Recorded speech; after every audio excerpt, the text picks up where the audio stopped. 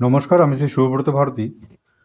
মে মাসে মেষ লগ্নের জন্য কেমন যাবে বা মেষ রাশির জন্য কেমন যাবে, তো সেই প্রসঙ্গে যদি দেখি তাহলে প্রথম 12টা দিন মেষ রাশি বা মেষ লগ্নের জাতক জাতিকাদের জন্য একটু বেশি এক্সপেন্সিভ, এবং তার সাথে সাথে হঠাৎ করে কোনো দুর্ভোগ থেকে সাবধান, কিংবা এই সময়টাতে তাদের কোনো না কোনোভাবে ওয়ার্কিং সেক্টরে ডিলে হতে পারে, হ্যামারিং বা হ্যাম্পার আসতে পারে, সেই ব্যাপারে একটুখানি সাবধান। যে কোনো ধরনের ইনভেস্টমেন্ট এই 12 দিনের মধ্যে, প্রথম 12 দিনের মধ্যে একটুখানি সাবধান, কারণ এইখান থেকে কোনো লস ইন্ডিকেশন শো করছে। তাছাড়া মেষ রাশি বা মেষ লগ্নের জন্য মে মাস কিন্তু ভালো অর্থ উপার্জনের টাইম দেখতে পাচ্ছি। অ্যাক্সিডেন্ট, চোট আঘাত থেকে একটু সাবধানেই থাকবেন আপনারা।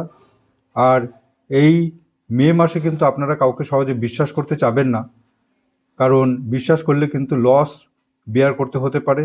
ওয়ার্কিং সেক্টরে কোনো স্থান পরিবর্তন বা ওয়ার্কিং সেক্টরে কোনো চেঞ্জ আসতে পারে, কিন্তু এই 12টা দিন চলে গেলে, প্রথম 12টা দিন চলে গেলে ওয়ার্কিং সেক্টর রিলেটেড যে নেগেটিভিটি সেটা অনেকটাই কেটে যাবে, কিন্তু ওয়ার্কিং সেক্টর রিলেটেড যে স্লো অ্যান্ড ডিলে নেচার চলছে সেটা কিন্তু থাকবে। তাছাড়াও আমি যেটা দেখতে পাচ্ছি, মেষ রাশি বা মেষ লগ্নের জন্য একটা বিগ অ্যাচিভমেন্ট এখানে শো করেছে, এবং যারা স্টুডেন্ট তাদের জন্য আমি যথেষ্টই পজিটিভ ইন্ডিকেশন দেখতে পাচ্ছি, এবং হাজব্যান্ড ওয়াইফ রিলেশনশিপের যে জায়গা সেটাও কিন্তু ভীষণভাবে পজিটিভ দেখতে পাচ্ছি মেষ রাশি বা মেষ লগ্নের জন্য। তাদের কমিউনিকেশন সেক্টর মোটামুটি ওভারঅল ভালো এবং পজিটিভ। সুতরাং মেষ রাশি বা মেষ লগ্নের জাতক জাতিকাদের জন্য মে মাস ওভারঅল কিন্তু খুব ভালো এবং পজিটিভ। নমস্কার।